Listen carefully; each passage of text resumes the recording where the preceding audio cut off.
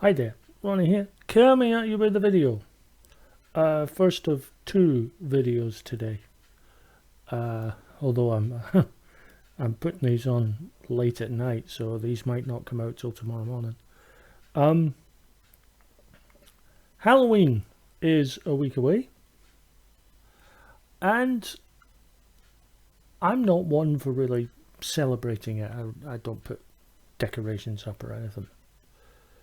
But one thing I have been doing the last couple of years is going to my friendly local gaming store during the month of October and playing some of my horror themed board games. And I have a few of them. So I thought I would do a video on them. As it turns out, due to the lengths of the videos, I've split these into two. So this first video is general horror. Some games involving zombies, some involving vampires. The usual thing. One involving ghosts. They will not be in any sort of order of merit. They will be in alphabetical order because I think that's the best way of doing it. And they are not, as I've said in other videos, these are not in-depth reviews or in-depth overviews. These are fairly quick, simple overviews of the games and why I enjoy them. So thanks for watching, and I hope you enjoy the selection. This is the Buffy the Vampire Slayer, the board game by Jasco Games. This has the main game. It also has the Friends and Frenemies expansion to it as well. So I'm going to go over the whole game rather than just the base one because I got it all set up now. I'm going to say right off the bat that I really like this game. Whilst I have some issues with the final seasons of Buffy, I liked the show enough that I wanted to get the board game. And what particularly interested me about the board game in getting it was the fact that Buffy had been finished for some 10 years. And the really, I think their idea and what I like about it is that there was no rush for the license. So they could make the game they wanted to make rather than having to rush something out. Because I've played a Buffy board game that was sort of rushed out there. It was mass market, it was rushed out, and it wasn't particularly fun.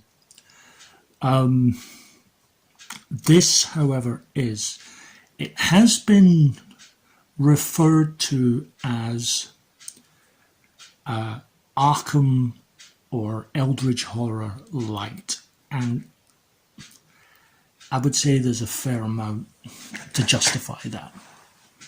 But what do you do? Well, everyone starts with a character. I've picked two characters.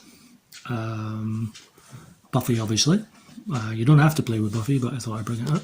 And Tara. Why Tara? Well, A, because she's one of the characters included in the Friends and Frenemies expansion, and B, she was my favourite character on the show, so obviously I'm going to have her on it. You're each given a starting location. For example, Tara starts here at UC Sunnydale. Buffy starts at the Summers residence, and you get an item. In this case, magic supplies for Tara and a wooden stake for Buffy, because who is Buffy without Mr. Pointy? On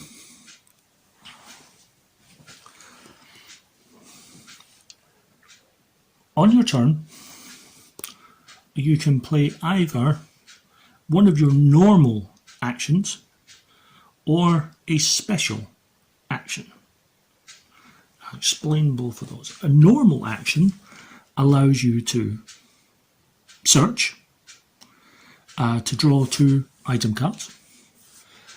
Fight. If you are in a location where there is a demon or a vampire, you can fight them.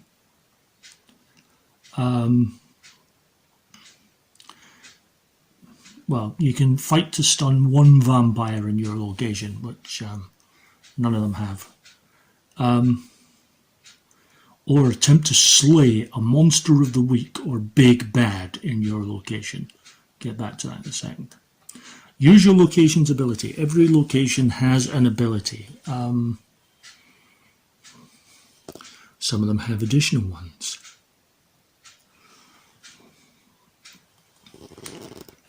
For example,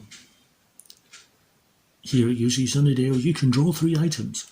3 items is your hand size, unless you're playing a 1 or 2 player game.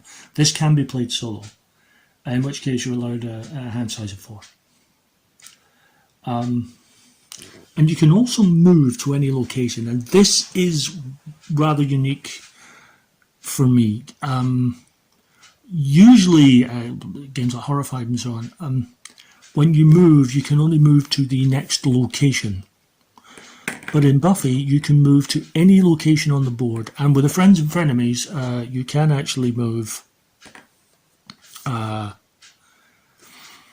and from. However, monsters don't, which is useful. They don't see you.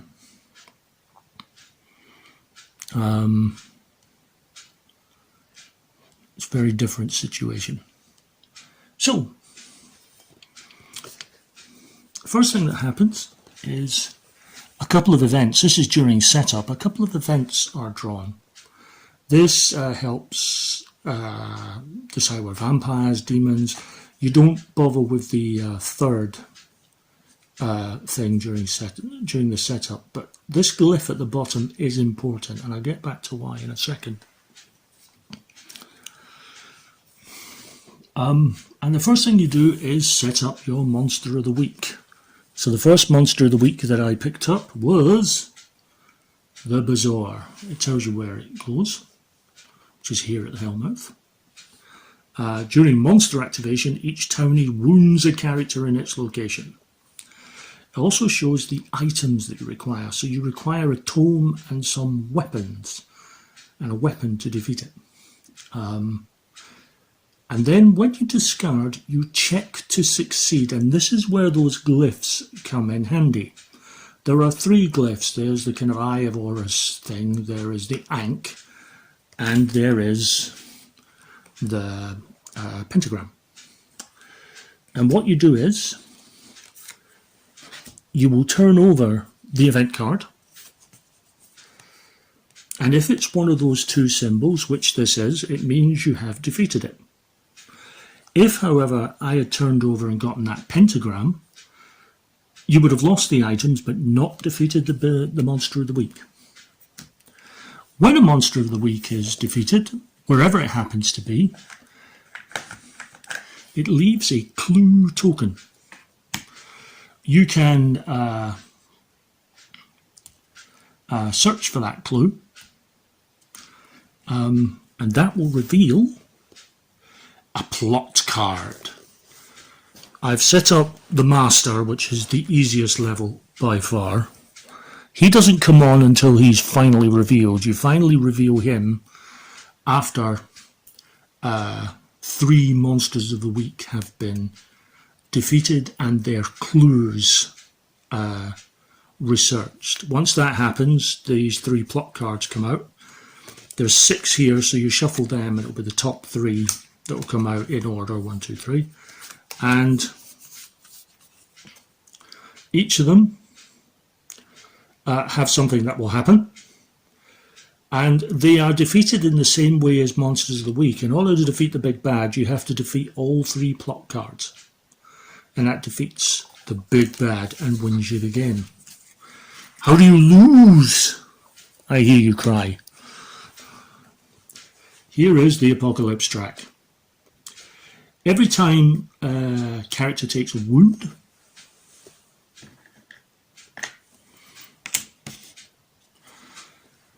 wound marker goes on there. Whenever a townie is killed by a demon, there's my townies. Yeah. Whenever a townie is defeated by a demon or a vampire, they go on the track as well. Now, wounds can be healed. At the Summers residence, you can remove 2 wounds. You can't remove townies. Although Tara is rather helpful in that. Her special action allows you to turn townies into wounds, which means you can remove them.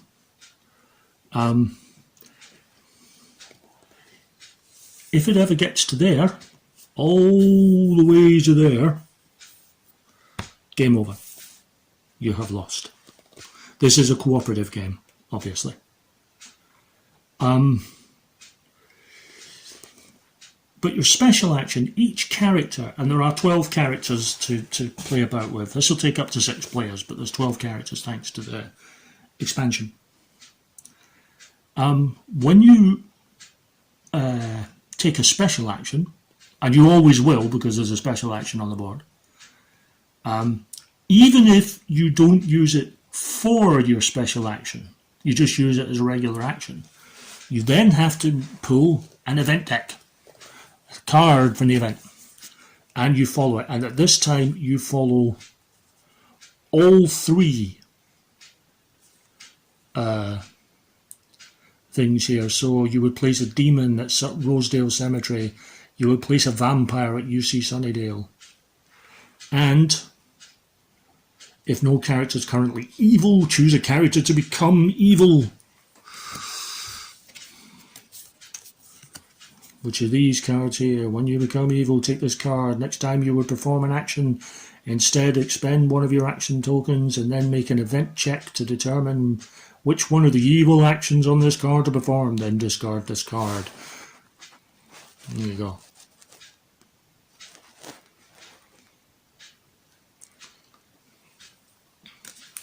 Not fun. Because of the Friends and Frenemies expansion, there is now a second way to lose.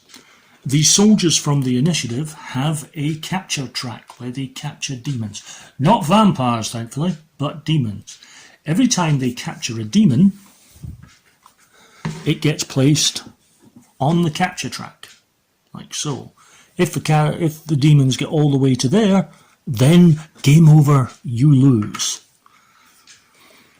So it's an extra hassle, an extra problem for the characters. Once all the characters have made their moves, the Monster of the Week will make its move, as stated on the card. Sometimes they will move, sometimes they just attack. Then vampires and demons will move towards the nearest hero or the nearest townie. If they attack, then obviously they are going to just take a townie and place them directly onto the Apocalypse track. If they hurt a character, then they take a wound. Characters never die. All that happens is you're going to have so many wounds up here, then you're not going to be able to do much. There are some interesting monsters of the week in there. They are all based on the show. The gentlemen are there.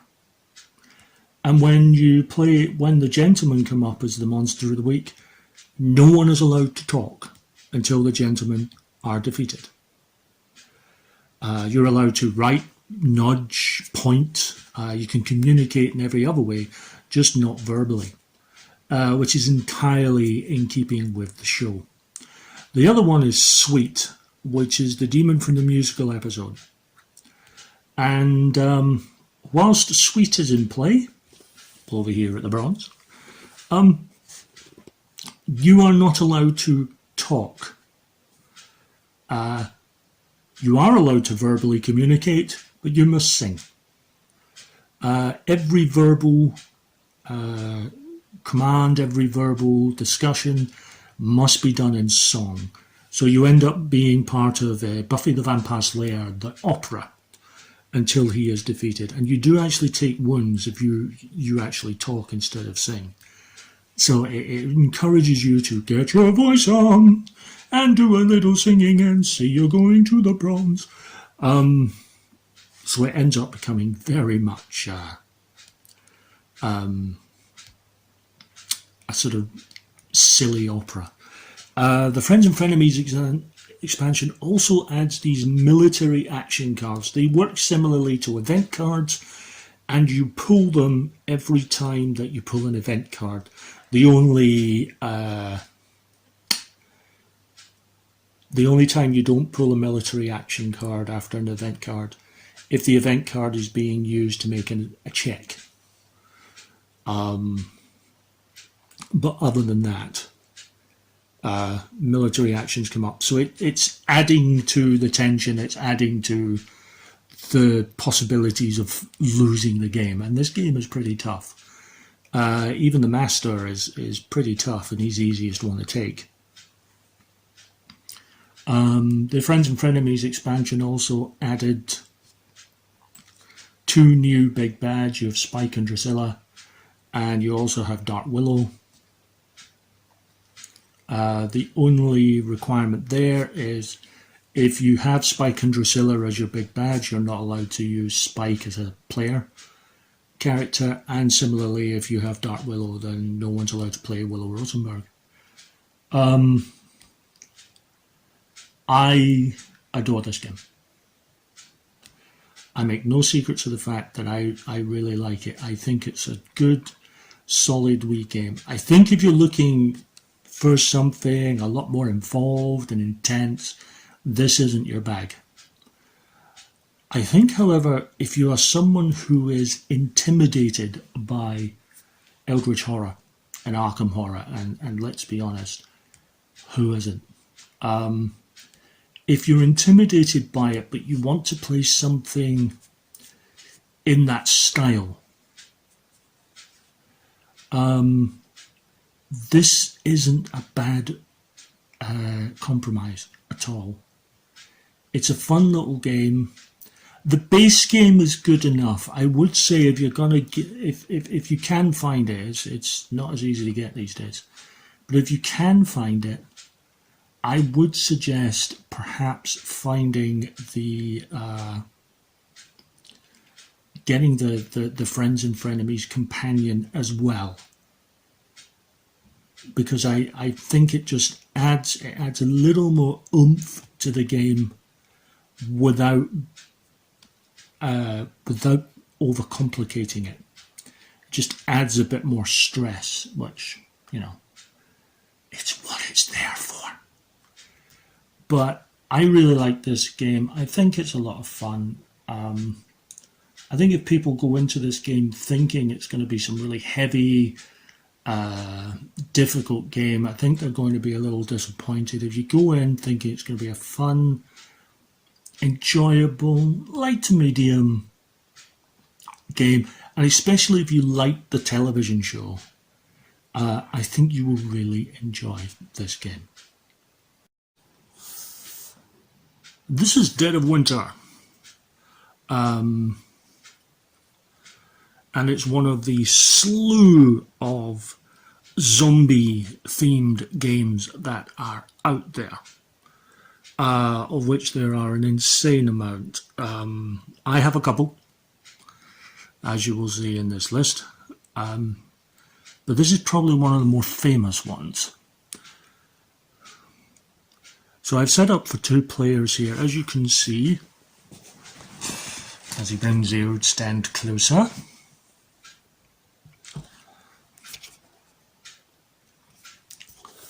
We have the main board. This is known as the colony. This is where our characters are. You can see them over here in the corner. And then there are 6 locations outside of the colony. And as you can see, they are chock-a-block full of zombies. Here we have our main player boards. They show us the information about what the round summary and what we can do during our turn. We start with 5 starter items. These are random.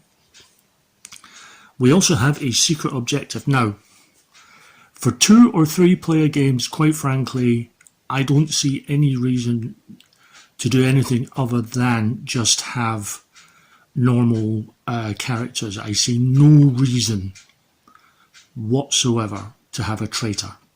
But you can have traitors in the game. But secret objectives usually, such as this, you win the game if the main objective has been completed. I'll show you that in a second. And if you have one weapon, one of each of those cards in your hand. Now, usually starter cards do not count in that, but it doesn't actually say no starter items in that, so I think that's fine. This one is Repopulate, if an objective has been completed and there are at least 12 survivors on the board. Helpless survivor tokens count. Talk about them in a minute. Now, secret objectives are exactly that. You hide them from the rest of the game. You can, if you want, have traitors. Traitor cards work exactly the same way, except that you've got to get morale, which is down here, down to 0, and then you have your own objectives.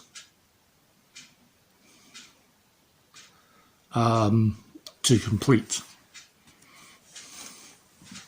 Half of this game is trying to work out if there's a traitor and who it is. And if you can actually vote to exile them.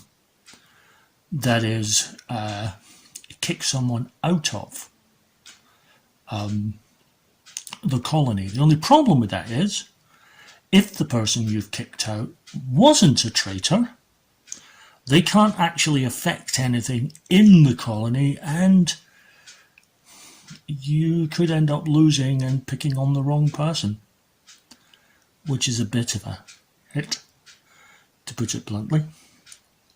The main objective, these are random. This is the one that it says to start with, which is we need more samples. Setup, morale starts at 6, round track starts at 5. This is a round, means you've only got 5 rounds to do this. Every time a zombie is killed, you roll a die. If a die result is a 4 or higher, add a zombie token to this objective. Accumulate 4 zombie tokens on this main objective for each player that started the game. As we have a 2-player game here, we would require 8. First of all, this is the first player marker. That is insane. I love that. A knife for a first player marker. This is an example of a character. The number at the top there circled is their morale. Higher morale is better. Then the 2 below is what you need to roll equal to or higher to shoot something, and equal to or higher to search for something. And they also have a special ability at the bottom.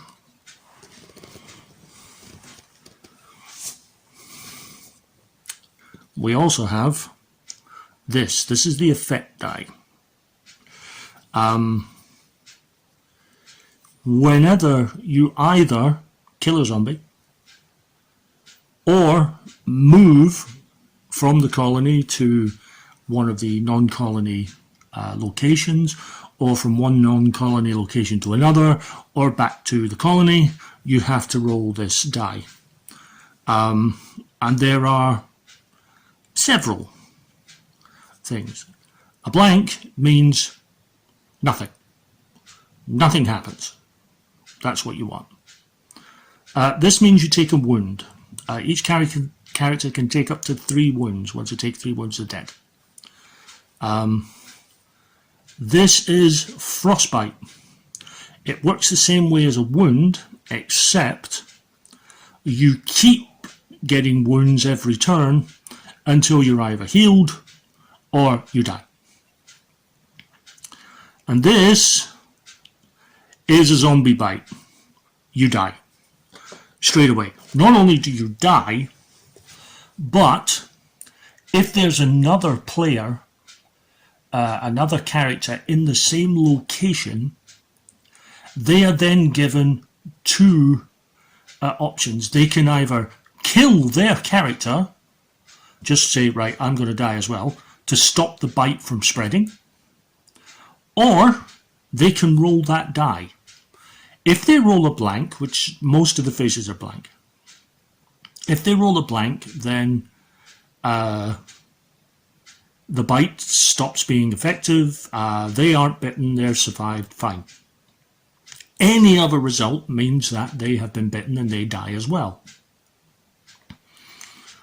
You do run the risk, if you've got a lot of people in one location, of setting up a real chain reaction of death, which can be quite devastating. So how does a turn work?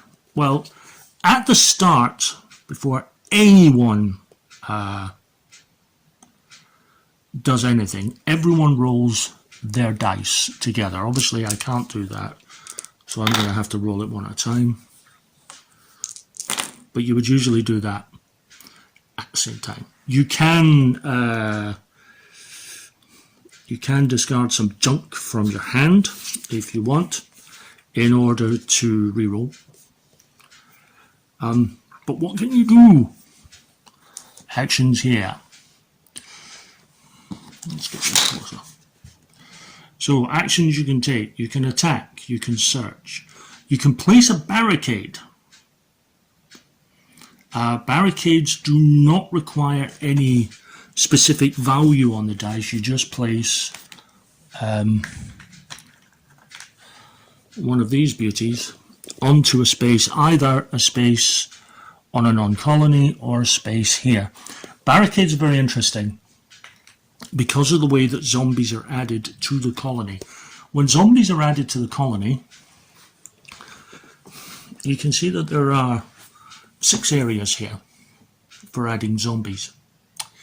When a zombie is added, they're added 1, 2, 3, 4, 5, 6, then 1, 2, 3, and so on. They go in numerical order. If you have a barricade and you place it there, then what would happen is, instead of a zombie going on the 1 and the first time, you would simply take that barricade away, and then you would go 2 and 3 and 4 and 5 and 6 and 1 and 2 and 3 and back round that way. So it can stop one zombie from coming on the board at the end of that round. So what you really want to be doing with barricades is placing 1 on 1, 1 on 2, 1 on 3, 1 on 4, 1 on 5, 1 on 6, and actually give yourself half a chance. Because if you place 2 on the first one, all that happens is one barricade goes away, and then 2, 3, 4, 5, 6, whatever, will get zombies on them. And then when it goes back to 1, the other barricade will go. Every round, at the start of a round,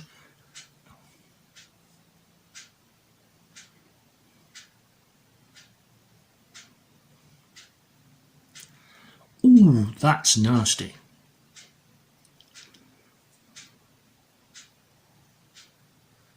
Ouch.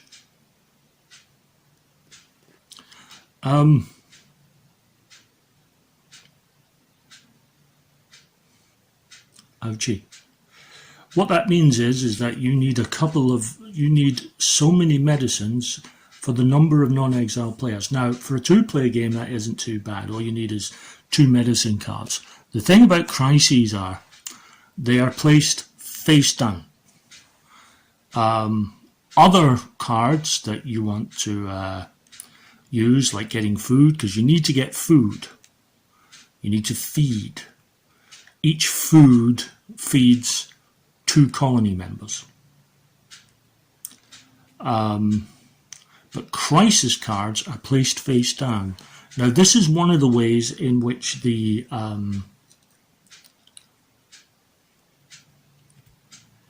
in which the traitor can actually work their magic, because they can place cards in there quite random, because they're shuffled and then revealed to see whether the crisis has been averted or not.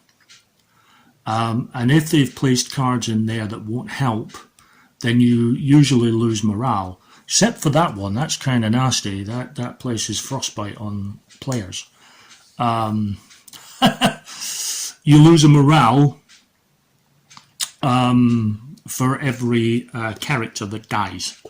You automatically lose a morale. So there's a chance of losing 5 morale there very quickly. Or 4 morale. You could lose all your characters. If you lose a character, then you'll lose action dice. Your action dice are based on 1 for the player and 1 for each character. You start with 2.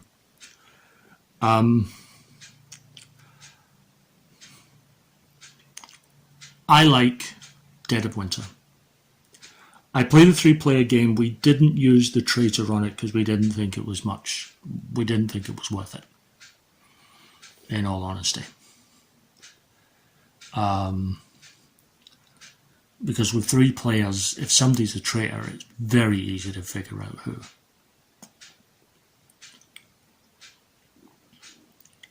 But it's a very intense game. I think it works better with more players. A 2-player game, I mean, it's doable. But if one player gets into trouble, then you've really got a problem.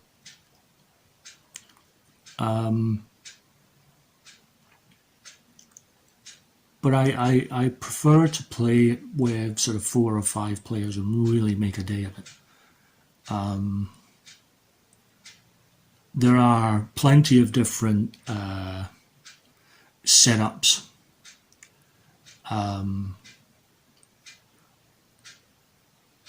Needing more food. There's lots of scenarios. There are also these, forgot to mention, these crossroad cards. At the start of any player's turn, the player to their right will pick up the top card from the crossroads.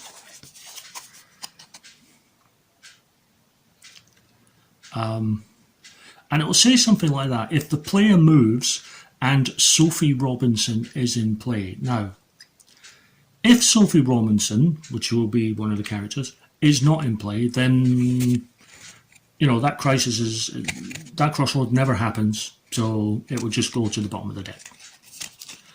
If it is something that happens, then there can be a vote, all kinds of things that can create an interesting narrative.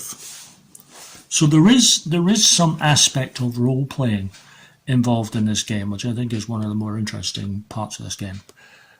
I like this game. It takes a bugger to set up, I must admit. I mean, this took me the best part of half an hour just to set this up.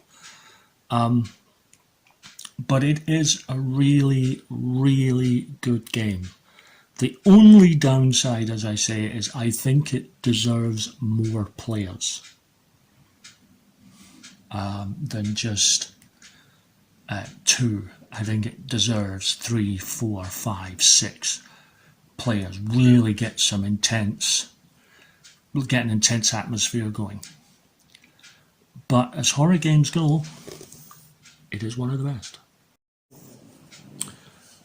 This is Fury of Dracula. This is the 4th edition from WizKids. It has previously been published by such venerables as Games Workshop and Fantasy Flight Games. And essentially, 4th edition is Fantasy Flight Games version with a few aesthetic changes. But it's essentially the same game as 3rd edition for those who have it. What is Fury of Dracula all about? Well, Fury of Dracula is very much influenced by the novel. Up to 4 players will play the parts of the hunters, which are Mina Harker, Van Helsing, Dr. John Seward, and Lord Godalming.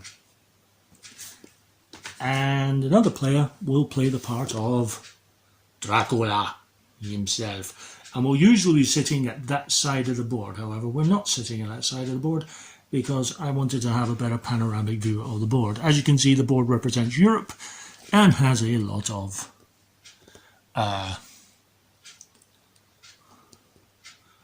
towns and cities within it.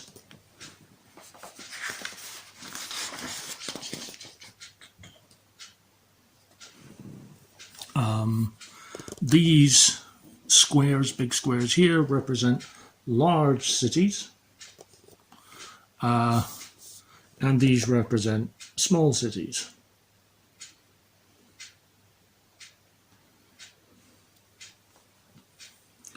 The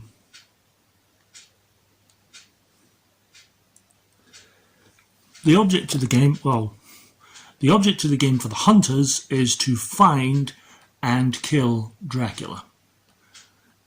In game terms, that means getting to the same city that he does and making sure he has 15 wounds. It's not easy to kill, is our Dracky. Dracula's intention, his win condition, is to get this marker over here all the way to 13. He does that by creating vampires and defeating hunters and creating doom in the world. The difference is, whilst Dracula, the player playing Dracula can see where all the players are and what they're up to, Dracula moves in secret. The figure that you see there stays there unless a hunter happens to arrive in the same town as Dracula, and then that figure will be moved to the same city. But otherwise, Dracula stays there because his movements are done in secret on this track right here. So I've done my first one, which is Barry, which is down here. Well, I would keep that hidden. Each turn is broken into a day and a night action. The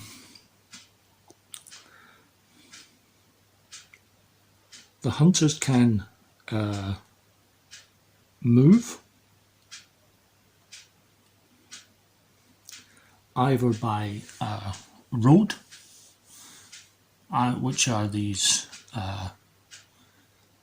red lines, or by rail, which are these white or yellow lines.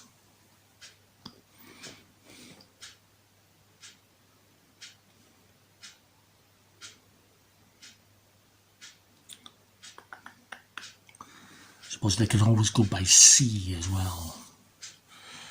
Dracula, on the other hand, he can go by sea, but it hurts him. He can also go by road, but for strange reasons, he doesn't like the railways.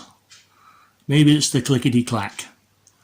Maybe it's all those stakes in the rail in the ground that put him off. But he cannot and does not travel by rail. Lots of other ways he can travel, but not by rail. So, hunters can move, they can search. If they are in a city, they can search in case there may be a lair. They can try and get an item, however, items have problems.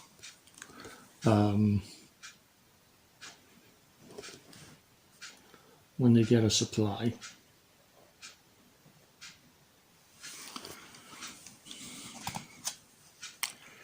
This is the event deck. And the event deck has two symbols on it.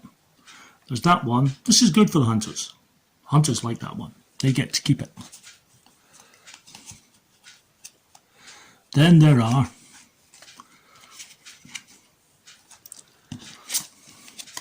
the bat symbols. If it's during the day and the hunters get a bat symbol, they can discard it. If it's at night, then rather than picking from the top of the deck, hunters pick from the bottom. And if they pick a vampire card, then Dracula gets it. And there is no limit to the number of these cards that Dracula can keep a hold of. So he's quite lucky that way. Combat is a case of certain symbols on the cards matching with some of the symbols from Dracula. For example, this is the Fangs card. It's a fairly simple attack.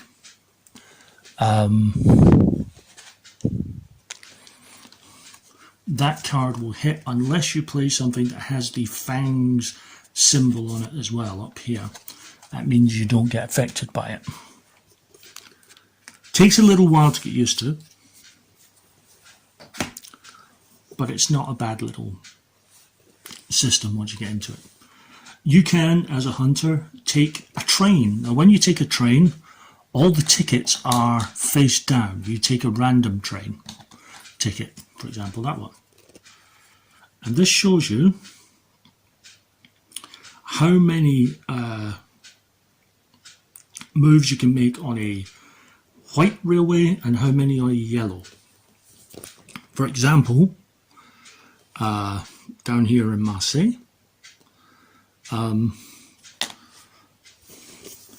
I could move all the way to Le Havre, because that would be 2, or here to Bordeaux, because that again would be 2. But because it only allows me 1 yellow, I could only go here to Milan. The hunters are in their starter positions as chosen by the rulebook. You can just randomly, the players can pick where they want to start, and they could spread right across the board if they wanted to. It takes a little while to get into, and certainly it's not the easiest game to play.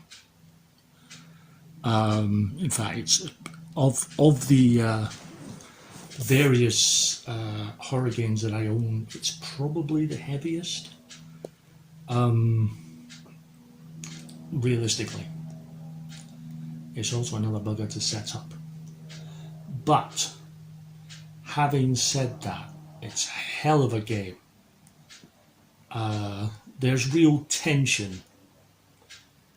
The hunters trying to find Dracula. Because what happens is, after the hunters have made both their day and night moves, Dracula moves. Now the first thing that happens is the current position is slid across, and they will choose a new position. Obviously it has to be somewhere that they can get to. So as I've went to Bari, the next one I would pick is probably Naples. Possibly Verona, that would screw them up. But Naples. I would then place an encounter card, such as this. Nope. That's the wrong one. Yep. And I would place it on top of the... I would place that, and then I would place one of my encounter cards. Let's pick a random one. Yeah. And I would place it on top, like so, face down.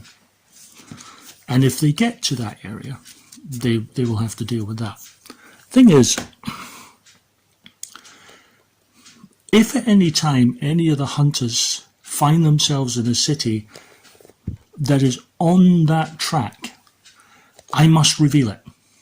I don't have to reveal the encounter card, unless they go searching, but I must reveal the location. This will give the hunters a clue as to where I might be, dependent on where on the track I am, as to where because if that card is revealed here, it means that 3 turns ago I was in Barry. And then they're going to start thinking, well, if he was there 3 turns ago and he can only move by road or sea, where could he possibly be now? So they'll start congregating round the area in an attempt to find me out. I really like this game. It is very intense. A lot of people would say that Dracula has a heck of an advantage, and that would be true, except I've played as Dracula once and I got utterly beaten. Mostly because I made a serious error of judgment. But I was beaten, and beaten rather readily. It is a very, very good game. Very intense, very frustrating at times. For the hunters, their immediate plan is to find Dracula, get on his trail and hunt him down. For Dracula, it's about staying just far ahead to get their machinations, because once a city and encounter card goes all the way to the top there, when it is pushed off, if there is a vampire as your encounter card on there, it matures. Always good for Dracula. A certain number of points, say 3 or 4, will come onto the Doom track. And if a Doom track goes all the way to here, to 13, game over. Dracula wins. It's an intensely good game. This is the current edition. There is no 5th edition at the moment. I think it's a good game. I think if you have 3rd, the only difference is aesthetic. This is essentially Fantasy Flight's game with some changes, I think, particularly to the models. But ultimately, it's a fantastic game. It's not a quick game. It takes a few hours to play. But it is well worth your time. This is Horrified. There has been another version released of this using the more generic myths of North America, like Bigfoot and so on. But this is the first one. This is the original, and it's based on the classic Universal monsters, including Dracula, the creature from the Black Lagoon, the Mummy, the Invisible Man, the Wolfman, and Frankenstein and his bride. And this is a lovely little game, I have to say. Played this a couple of weeks ago, and it's not what I would call intense. It's daringly close to being a family game. But that doesn't make it a bad game. In fact, there's a couple of features that make it a very good game indeed. The object of the game from the player's point of view is to defeat the monsters. The thing is, the monsters are asymmetrical. That is, there is a unique way of defeating each one. It's not as simple as all of that. The monsters win if this terror track ever reaches up to 7. The terror track advances. I think some cards do it. Certainly if you kill a villager, or you yourself are killed, well, put out of action is the more proper term for it. But still, if you are put out of action, then you too then you know the terror track goes up one step. So you don't have a lot of time. On your turn, you have a number of actions. This is an example. This is the archaeologist. And it shows you where the starting location is. He's over here at the docks. He has 4 actions that he can take.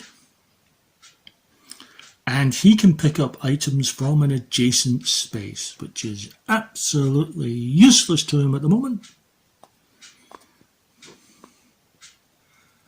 Because, you know,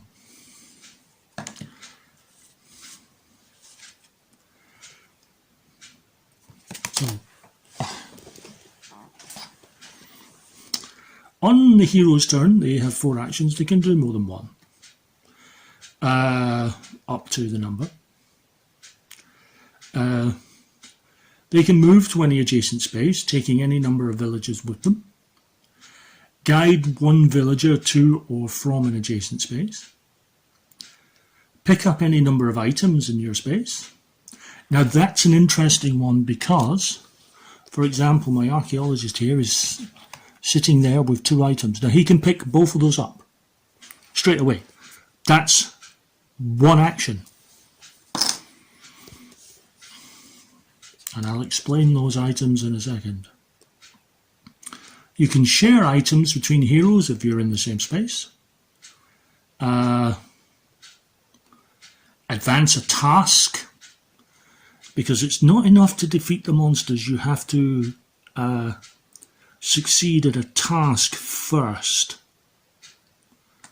which I'll show when I show you the monsters. Defeat a monster, that's of course if you've completed the task. And obviously there's a special action. Now what about these tasks? Well, the one that they always say you should start with is Dracula and the creature from the Black Lagoon. So we'll get down here for this one.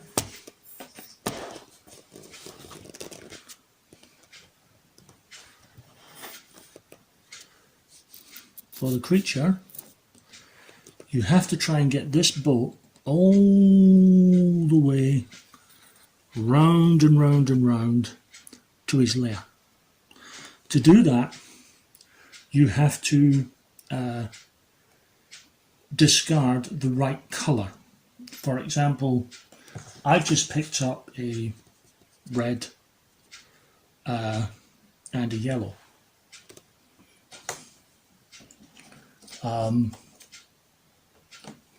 But it's not enough for me to do that. I have to be at the specific spot.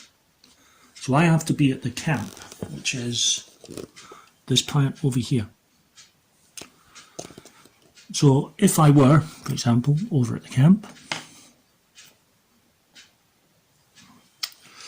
I could discard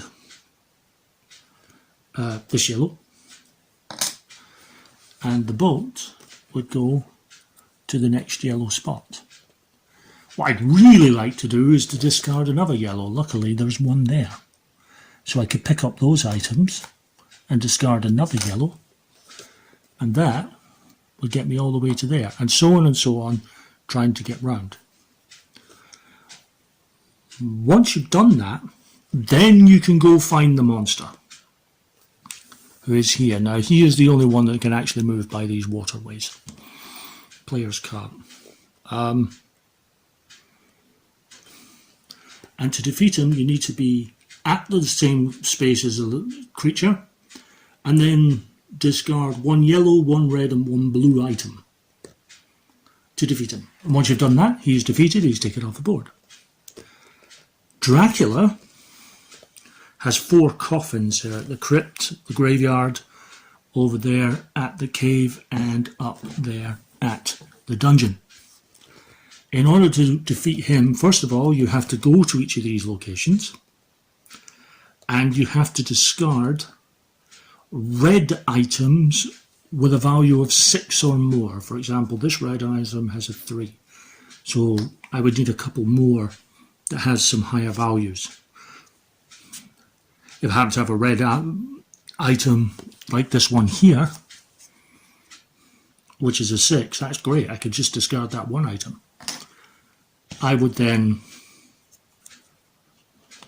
break that coffin, and it would go on the associated space. Obviously, you have to be at that location to do it.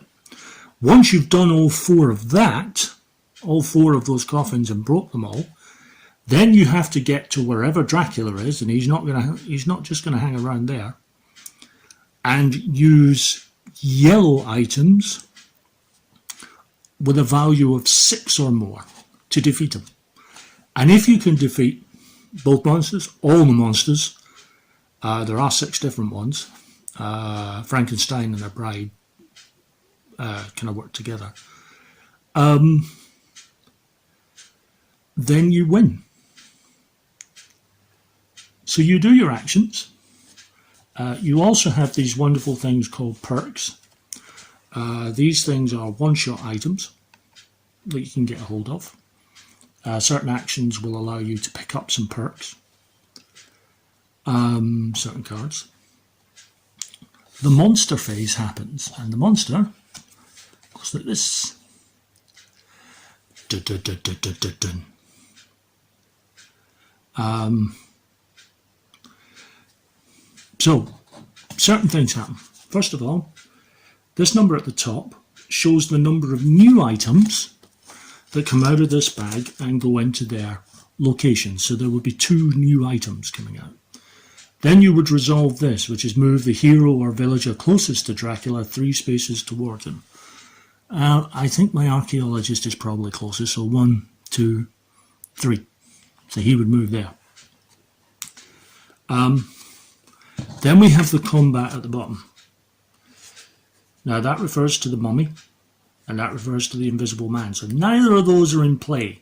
So we don't have to worry about them, but we do have to worry about him. Now he's going to move 1, so he is going to attack me, and he gets to roll 2 dice.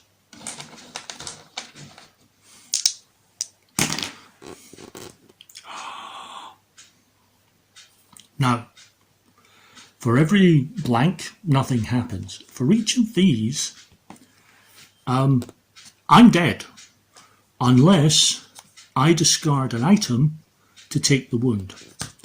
If not, then I come off the board, and the terror track will go up 1. Obviously, I will come back on the next round, but, back at the hospital. But, yeah, it's not good.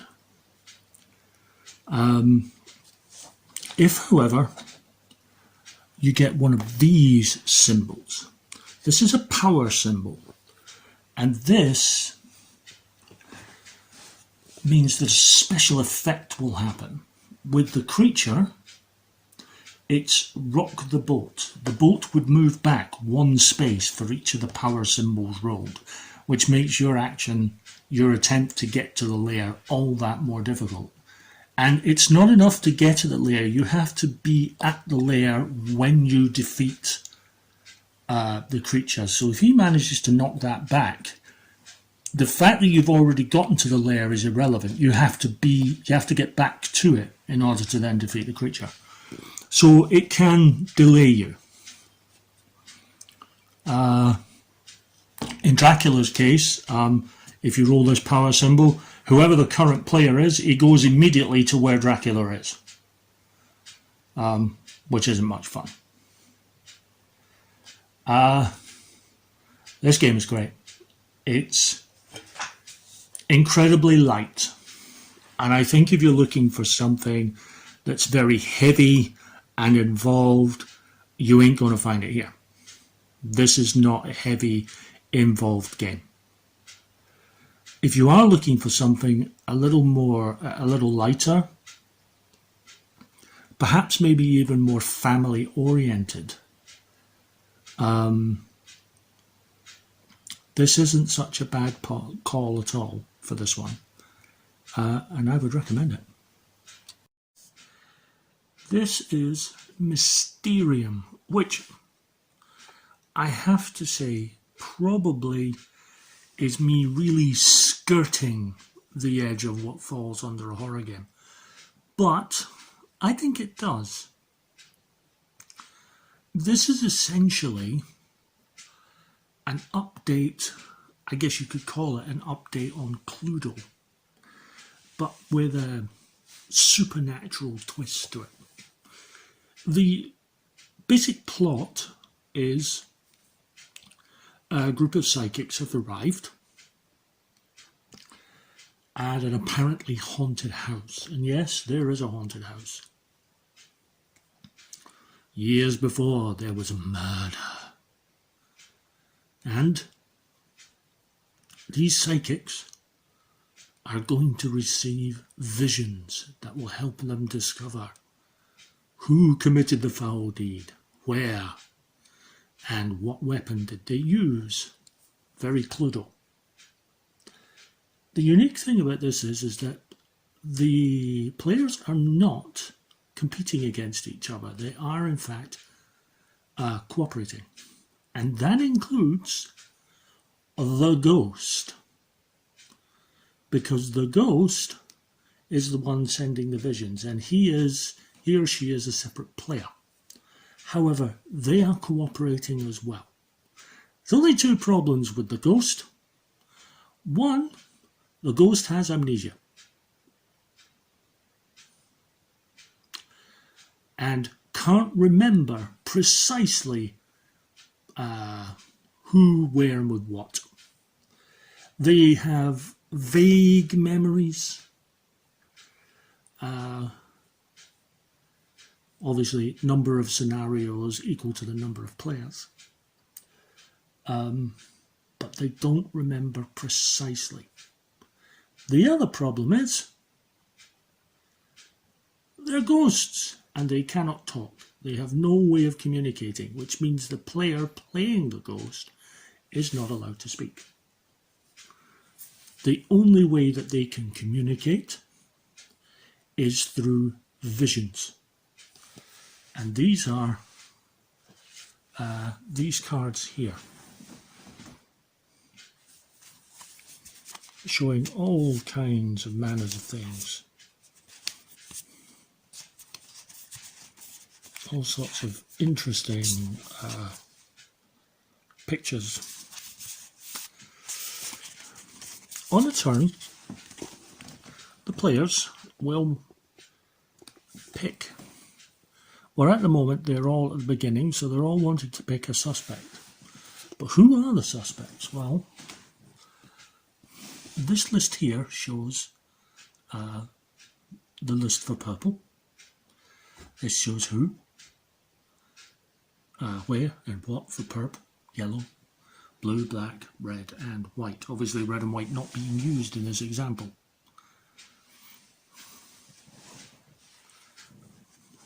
So each of these characters will be given one vision card.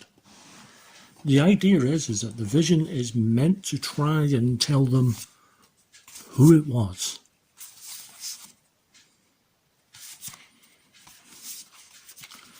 And I have to say, none of these are particularly helpful at all.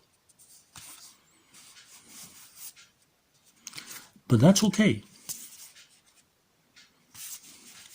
Because hidden amongst these, the ghosts, are these crow tokens, or ravens if you want to call them that. And you can use these, depending on the level of the game, you can use a certain number of them to ditch cards and pick up others in the hope of getting a better hand. So each player will be given one of these vision cards. And looking at the vision, they will try and pick which character they believe it is. If they pick properly, say for example, purple does go there. Once everyone's picked, now there is a timer for 2 minutes. I would tentatively suggest, maybe for your first couple of games, not needing the timer. But your mileage may vary on that. Once everyone has placed, the ghost will then either place the marker back onto the starting bit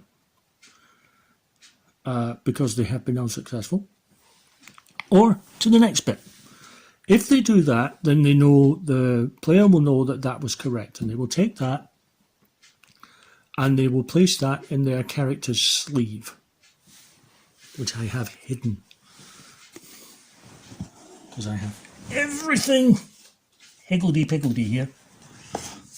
This is a sleeve, and it's very much a wallet. What you end up with is a wallet with a murderer, a murder weapon, and a location. So it's very close to Cluedo in that regard. Just that each player is going to have a different one. You can see the clock there. There are only 7 hours, 7 turns for all the players to get all 3 correct for themselves.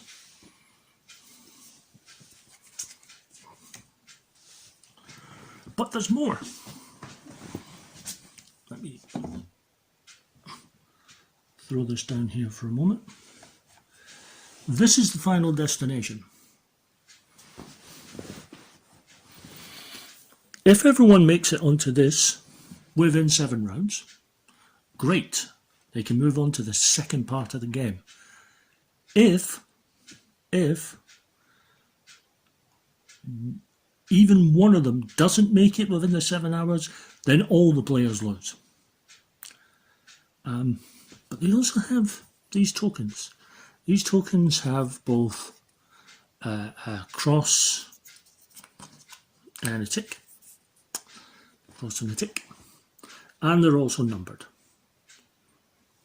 The cross and the tick is used during the first part of the game. If one of the players has placed onto a card and you think they're right, then you would place one of these tokens, a tick, next to that marker to show that you think they're right, and also if you think they're wrong. If you are correct, then you will move your appropriate marker up 1 for every correct answer. Now that's whether you correctly guessed they got it right or whether you correctly guessed they got it wrong. Ultimately, you correctly guessed.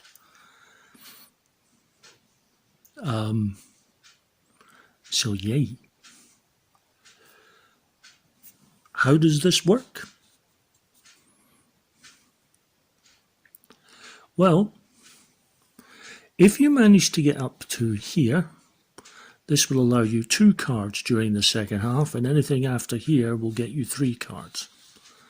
Why is this important? Well, once everyone has made it to here, the ghost suddenly clears his head. They now know who did it. They know who did it, where it was. In other words, they know which of those scenarios is the correct one. You will turn over, you've got these little player markers here, you'll turn them over to reveal a number. Obviously you want the ones for the number of players. So we've got 1, 2, 3 and 4 there. The ghost in secret has these tokens over here, which again has numbers on them. And they will pick, in this example, 1, 2, 3 or 4 secretly.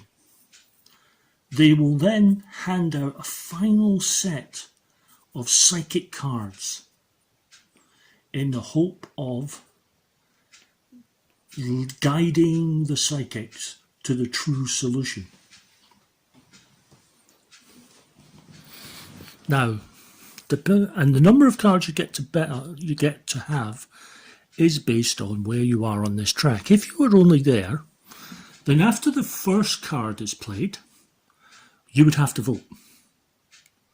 Secretly, you would take your 1, 2, 3 or 4 and you would place it down on the clock.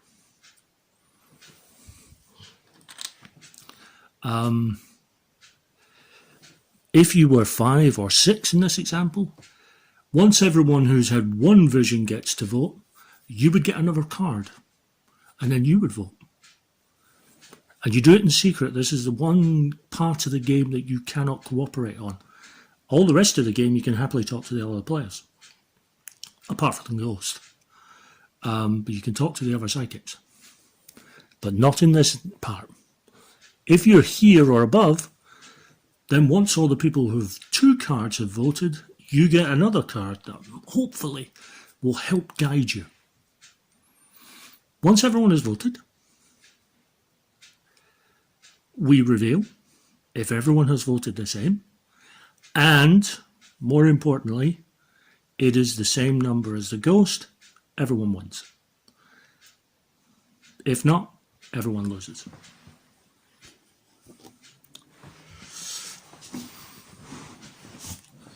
I like this game very much.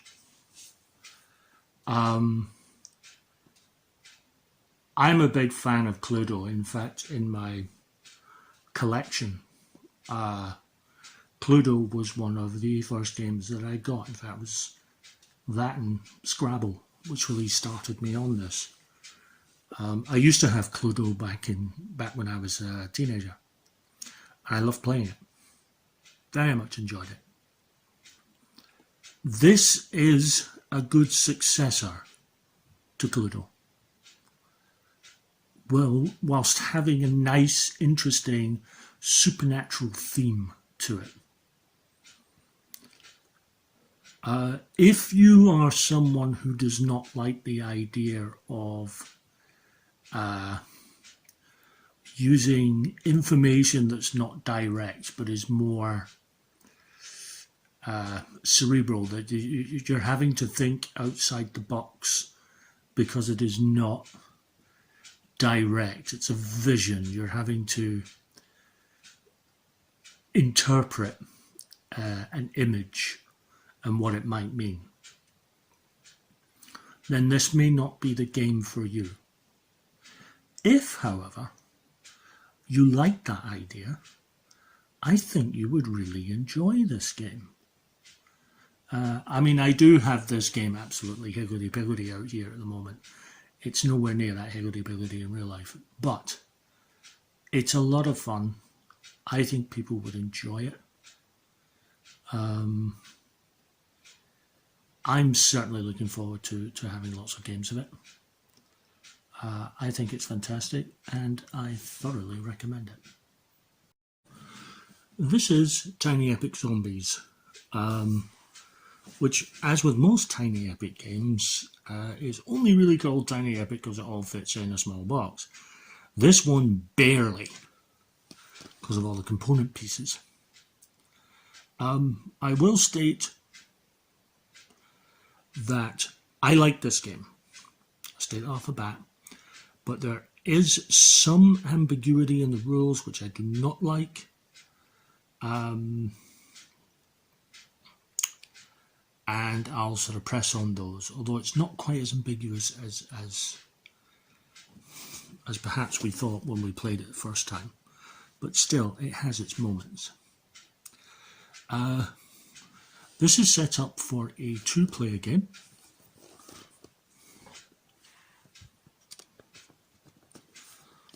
With characters here. You can play this in a variety of modes. You can be fully competitive against a player playing the zombies. You can be competitive against an AI. There's a solo mode. You can be competitive. You can be cooperative against a player controlling the zombies, or you can be cooperative against an AI, which is what I have set up for here as a 2-player. Interesting to note is your little player board, which I see here. This tracks your health, which is set to 0. This tracks the amount of ammo you have, which is set at 9. Interestingly, you don't die or run out of health if you go to 9. You will, but you're going to die before then. Because each time you take a wound, your marker will go up 1 to show that you've taken a wound. And each time you shoot a zombie, your bullet count is going to go down 1. If these two markers ever meet up, you die. You are eaten alive, as the game says. So on top of sort of keeping a track of your wounds and ammo, you don't want them getting anywhere near each other. That's how far apart you want them usually. So on your turn,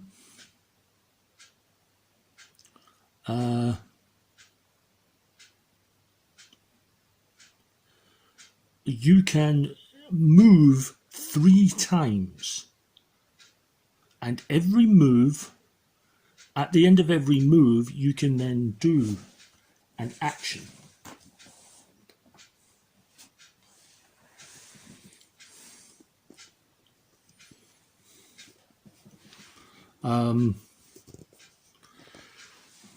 So moving is from one room to another. You start here in the courtyard. This is your central point. These are your other survivors that you're trying to protect. They are also your live system, so I've set it up for 3 lives. If all of these survivors die, game over. So I have the survivalist as the black figure here, the athlete in the pink. These are not designated, they're just colours I picked. So I move my my figure once for my survivalist. Now he has an option. If he's in the same room as a zombie, then he can melee attack, which I'll show you in a second. If he's in a room adjacent to a zombie, he can shoot them. Now, this is where this game is slightly interesting. This whole room here counts as one room, and because I'm right next to it, I am adjacent to it. So I can shoot that zombie. I have line of sight. Even if it looks like a solid bit of wall, it's just assumed that there's a space in it somewhere. Some of them are very obvious, but other spaces don't. So I can shoot him. I don't have to roll anything. I don't have to make any sort of roll. What I do is knock my counter down, and that zombie goes. Yay!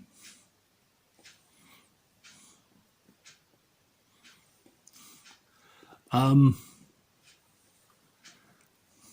I can move to there. Now, on top of everything else, the players have objectives. And I've picked 3 at random, which is what you're meant to do. And in order to win the game, the players have to complete all 3 objectives. And a lot of those objectives will require you to pick up some tokens.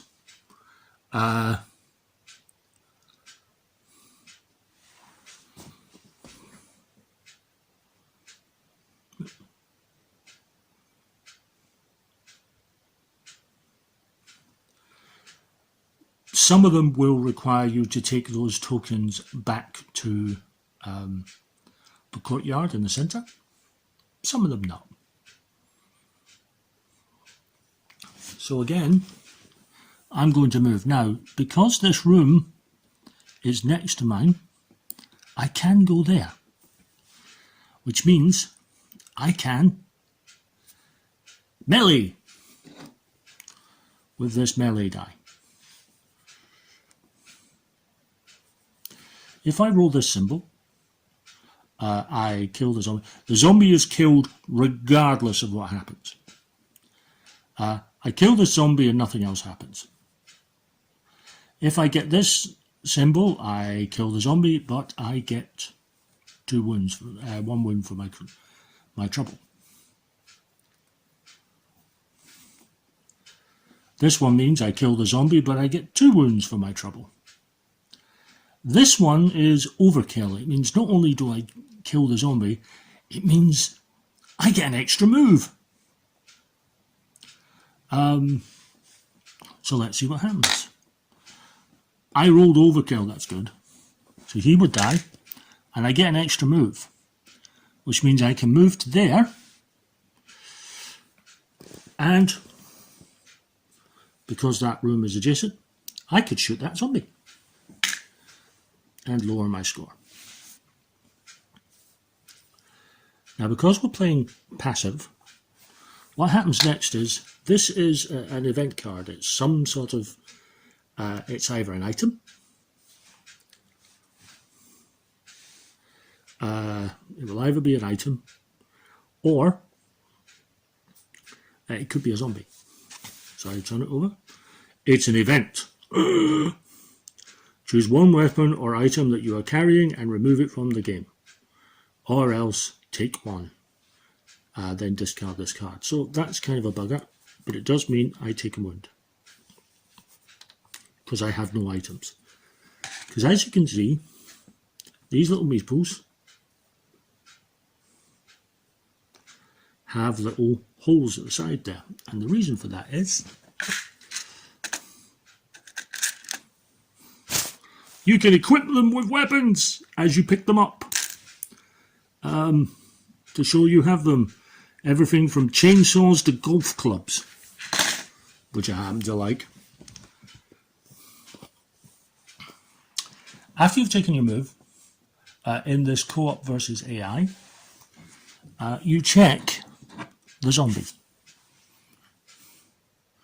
Now, in a co-op versus AI, you only check this passive one at the top.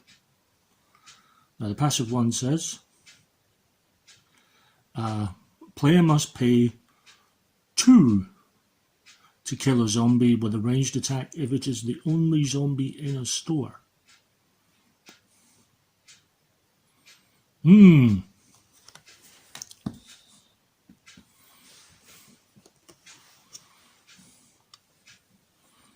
So I really should have paid 2 for that, because it was the last one in the store. Play continues like that. New zombies are added. 2 new zombies are added.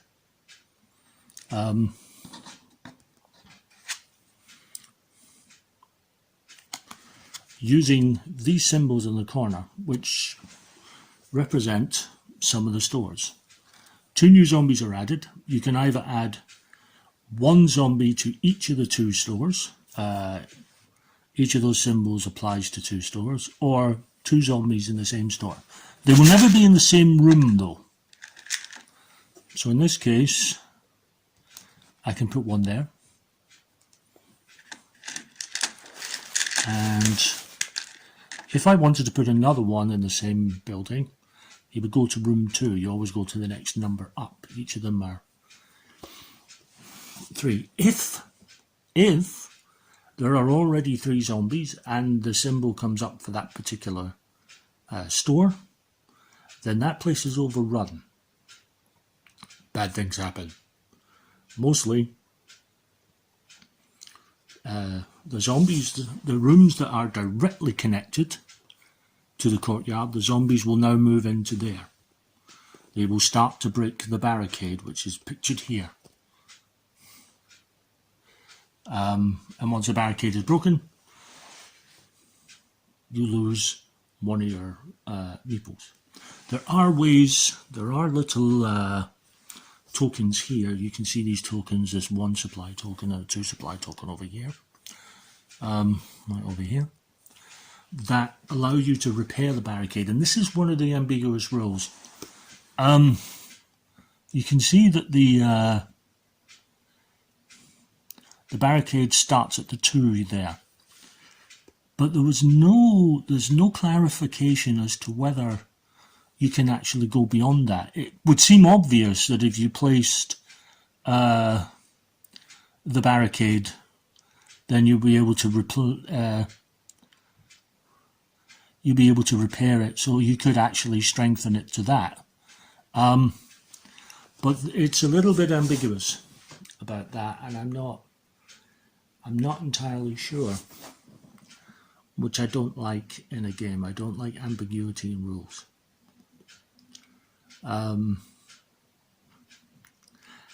However, ambiguity of rules aside, this is a very fun, very intense, nice little zombie game that I really enjoyed playing and do enjoy playing. And ambiguity comes down to a house rule, although I wish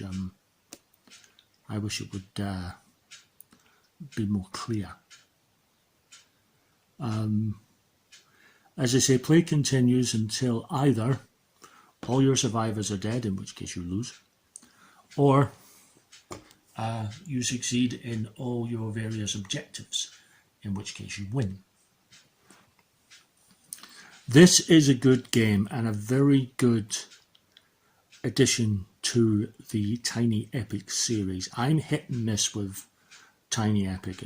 I don't like all of them. I have the ones that I do enjoy. There are some where I'm like, really not for me. But this one is. I like it. It takes a while to set up, which is my only complaint. But then again, it's not a quick game. So the fact that it takes a little while to set up sort of fits. But all in all, I think this is an excellent Wii game. And even with that bit of rules ambiguity, I would still recommend it.